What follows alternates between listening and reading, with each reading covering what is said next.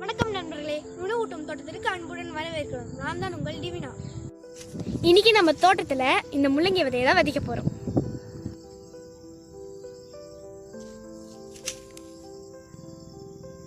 இந்த முள்ளங்கி விதை பார்க்கறதுக்கு இப்படிதான் இருக்கும், ஆனா பார்க்க நல்லா இருக்குல்ல. இந்த முள்ளங்கி விதையை விதைக்கிறதுக்கு கோடு மாதிரி பள்ளம் போட்டு அது உள்ளதான் விதைகளை போடணும். அப்பதான் விதைகள் நல்லா முளைக்கும்.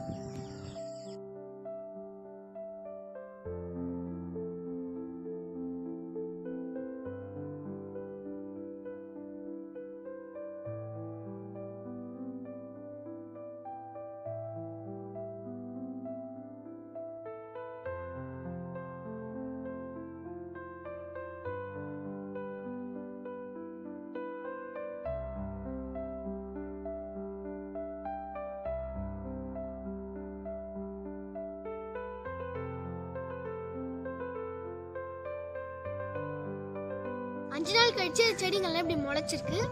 எல்லா இடத்துலையுமே நல்லா தான் முளைச்சிருக்கு செடியெல்லாம்.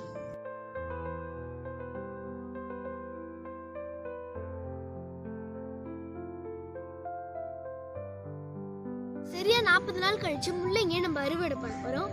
அறுவடை பண்ணும்போது பார்க்கலாம். பாய்.